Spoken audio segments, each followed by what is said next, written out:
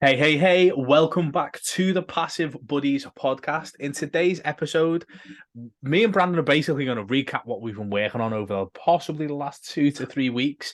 I know we say it all the time, but we're probably geeking out on this and we're sending each other stuff back and forward. It's really exciting for us because it's a marketing strategy that we haven't really done in the past. We've always been more disruptive than obviously on social media rather than the long game. But today we are covering the art of blogging, the tips, the tricks, creating killer content, why you should blog, how you should blog, and everything we've learned so far. Co-host as usual is Brandon Duff, one of my favorite people online, and we are going to cover blogging and what we've been learning. How are you, pal? I am doing amazing. I'm glad that I'm one of your favorite people online. You're one of my favorite people of all time. Mate, right, okay. I will slide you that extra $100 in a minute, yeah? So yeah, blogging. It's funny. I've been doing blogging for since I've been online, 3 years, and I've didn't realize the power of it until recently. And I've been focused so much on Facebook and, like you said, disruptive marketing versus really taking the power of intensive marketing or search marketing or intense marketing or whatever you want to call it. And so I've been, and it's funny because I realized that I have like 3 or 4 blogs on a particular affiliate marketing company that has made me thousands of dollars a year, if not tens of thousands of dollars a year. And so I would say actually tens of thousands of dollars a year. And I haven't been really capitalizing on that and utilizing the power of blogging because, like you said, it is the long-term game. And it's funny because we've both been recently doing it, and in either this podcast or tomorrow's podcast. That's why you guys should subscribe to the podcast because then you won't miss out on any of our time-sensitive material. But I just sent a video to Brian on how I'm doing this, but I'm essentially taking our podcasts, turning them into SEO content and posting them on my blog and doing that all through AI. Obviously, there's a lot of it's mechanical, but the amount of work I save by doing it is done much faster with AI. And I'm going to be looking at a way to automate the process so that whenever we drop a new podcast, automation tools will grab the video, will transcribe it, will then take it into a summary, will then turn it into an SEO article, and then post it on my WordPress site. I'm still working the kinks out of that.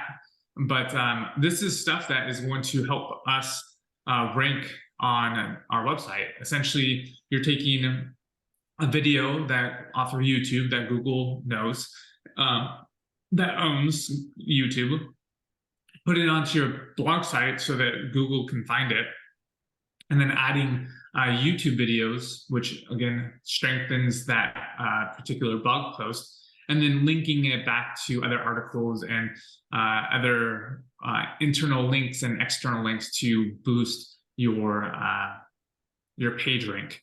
And I'm not going to go in the whole process of SEO, but in the grand scheme of things, I can automate the process of our YouTube channel, creating blog content for my website, and then I can really just minimally focus on Facebook because all I really need to do is post a few articles or post a few content that the AI has been taking my posts and rebranding them or rewriting them essentially to fit my writing style. And we've gone all through this in other posts or other podcasts about AI. But I feel like I'm going on a tangent because I'm going all over the place. Because with AI and blogging and everything that we're doing, it's so amazing. But Brian, what are some blogging tips that you can get on so I'm not going off on a tangent and I can go on some blogging tips so that we can get people up to speed on the power of blogging? So Brandon done typical Brandon style, and I absolutely love it because the level of detail you get is incredible. But Brandon went straight to level 10. is possibly the only way to describe it. He was talking automations, AI, and connecting it all together and repurposing. And he literally took blogging right to level 10 straight away. Now, guys, if you're at that level, 100% take what Brandon has said and run with it. Because the power of connecting everything, the AI, the repurposing, everything is incredible. But if you are literally looking at blogging and going, do I, don't I, do I, don't I? And you probably would have been in the exact same sort of position and the same conversation in your head as what I had. Because I didn't start blogging when Brandon first started, like 3 years ago. I was like, oh, no, I was like, I just went straight into Facebook, and then it's only after years and years and years and years and years of Facebook. We're doing well, guys. Obviously, we're not saying, oh, that platform's not working, we're moving. We're trying to leverage everything. So we've now, both of us have gone back and started focusing on our blog. And if the conversation in your head is do you or don't you, I would always say go with it, run with it, because what you're doing is you're building possibly the first part of your business that can be quickly outsourced and be profitable. So from a tips and tricks from a blogging perspective is you can write your blogs and you can follow everything that we've been doing on the podcast and talking about. You can write your blogs quicker. You can get them ranked easier. You can go through so many different lessons, etc. And you can get those blogs out there. Yes, it's going to take 6 to 8 months before you probably start seeing results on your blog. But when they happen, like sometimes it's quicker, sometimes it's not. But when that happens, very quickly, from a Google perspective, it will give you more and more and more and more. And very quickly, you can get to a position where you can hire a writer, you can hire an SEO specialist, and literally have the blog pay for those two to build the rest of it out. And then you can go and focus on something else. So it's possibly out of every digital marketing aspect, blogging's probably the one you can get rid of without having to oversee it too much. Like you don't need your face, you don't need writing, like a specific style of writing in terms of like emojis and Facebook social content, anything like that. You don't need to be in that flow chart at all, which is a really good thing. So once you get it all to build the processes and build everything that you need to, you can get those things outsourced, and that can just grow and grow and grow and grow.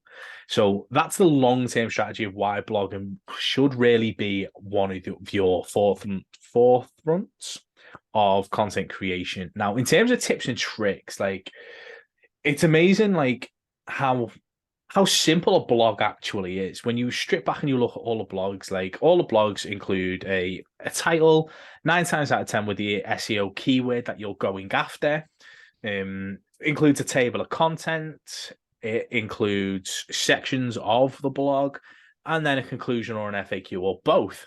Now that layout of the simple layout of a blog, and then you throw your pictures in, is pretty simple to abide by and recreate, etc. Then obviously you get into the content creation side, like what actually goes in the blog. Now, we could do keyword research, a whole blog on keyword research and different methods on what you're looking for, and we'll probably put that in a different episode, so make sure you do subscribe.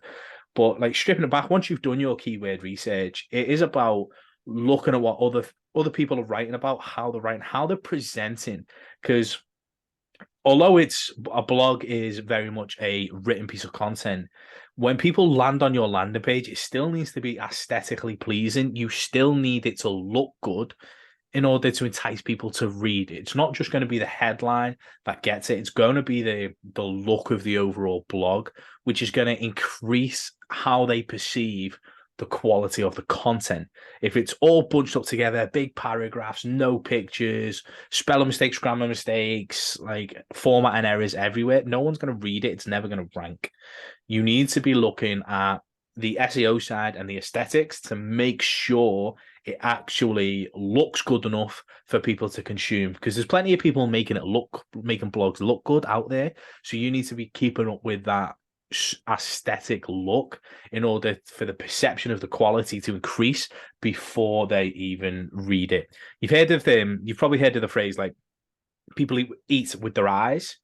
So people will look at a plate of food and go, yeah, no, I don't like that before they've even tasted it.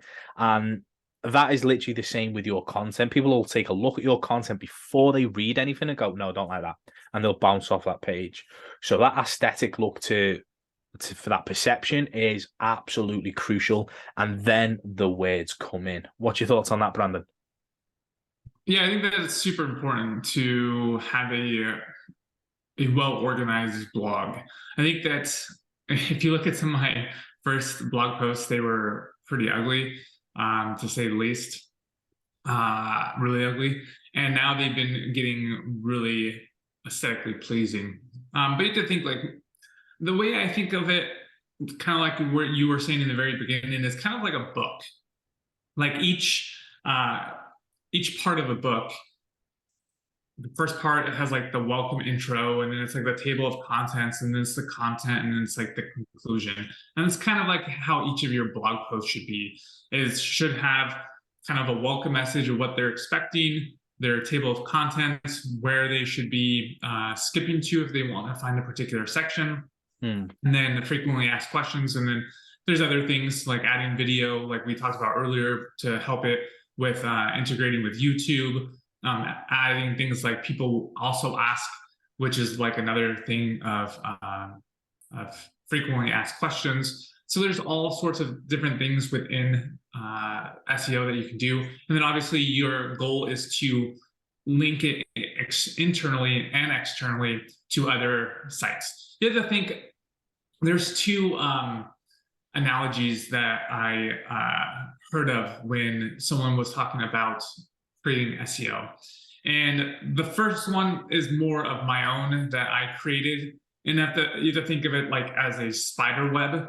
Your website is like a spider web. It's, you want to have each of your lines connecting, each of your posts connecting to another section of your website, creating, intertwining each of those posts. So say, for instance, I have a SEO blog about Go High Level.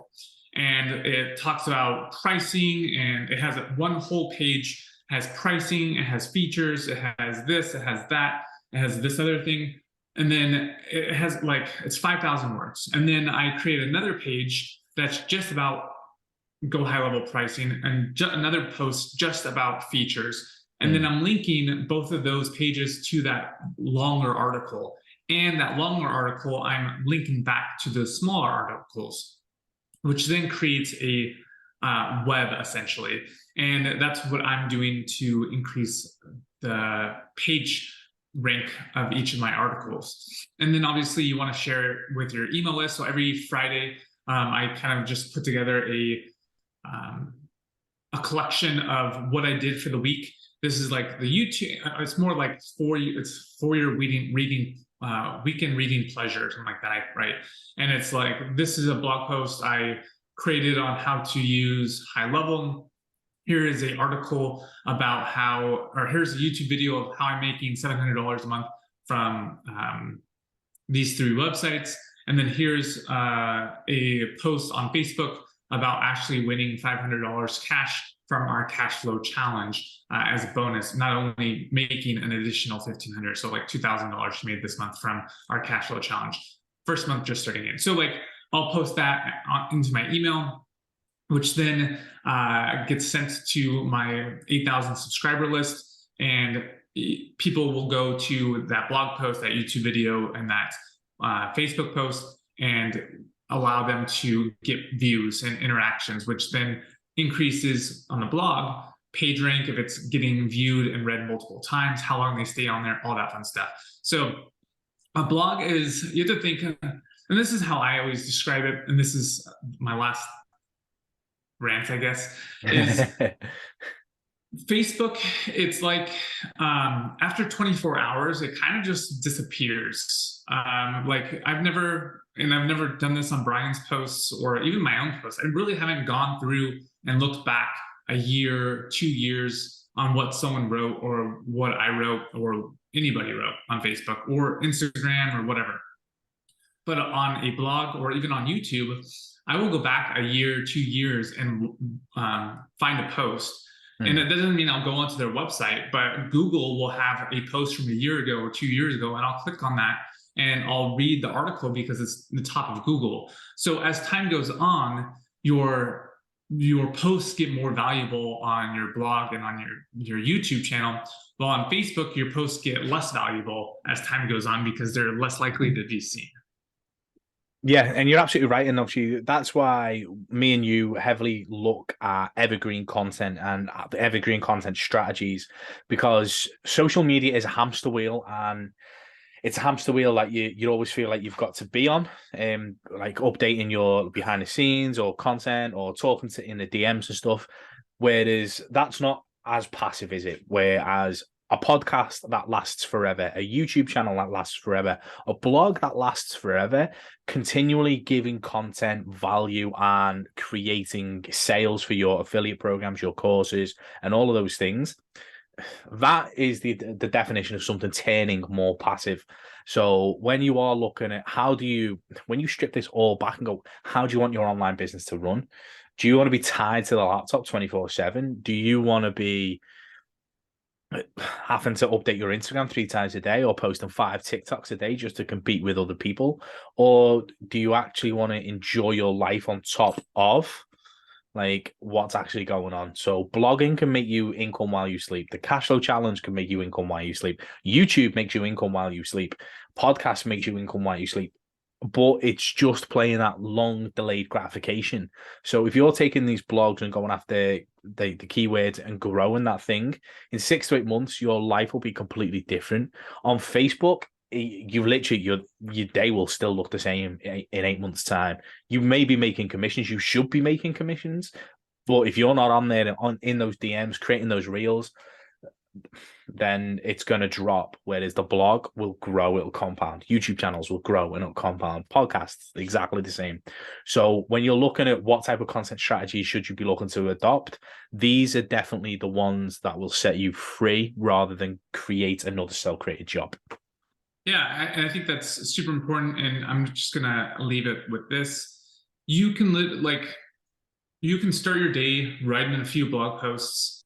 I'm going to leave 2 little tangents, I think. The first one is you can literally start your day doing all your posts, and then when the time comes and everyone's on social and everyone's going, you can take what you've just wrote about and create a short little 1-minute reel about like, hey, this is this article I wrote. If you guys want this, let me know.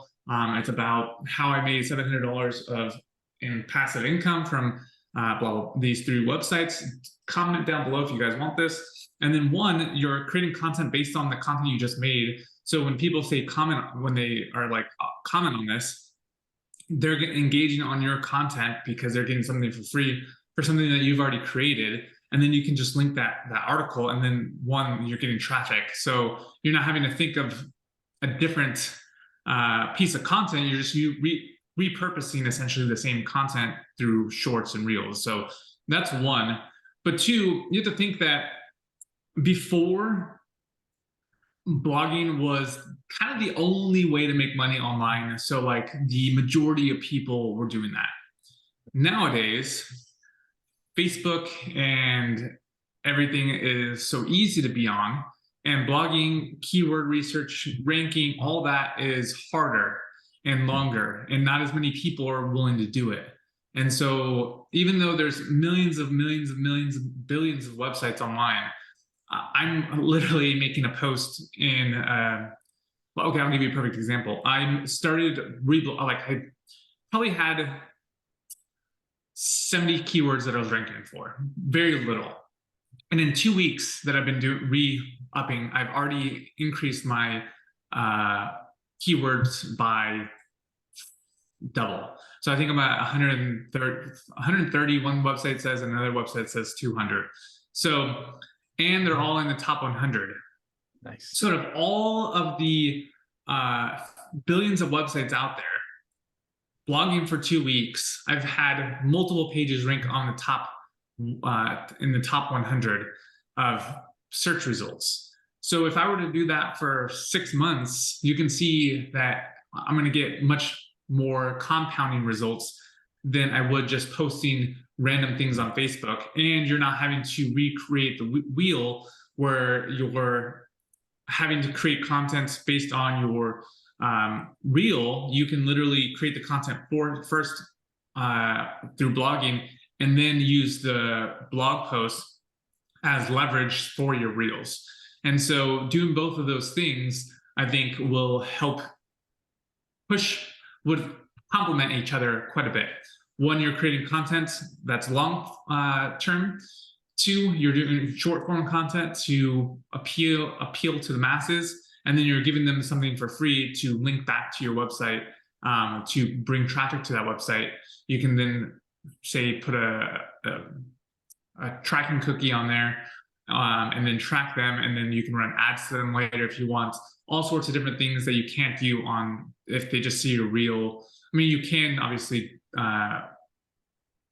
do ads to them, but you're going to be a much better audience by having them go from seeing your short form content, then going, clicking your link, going to your website, and then getting a cookie or a tracking link connected to them, so that you can then display ads for much cheaper, because you know they're segmented in a sense from being able to go to your actual website versus just being on social. And it might be a bot versus an actual person that went to your website to see the content that you're posting on. So try that.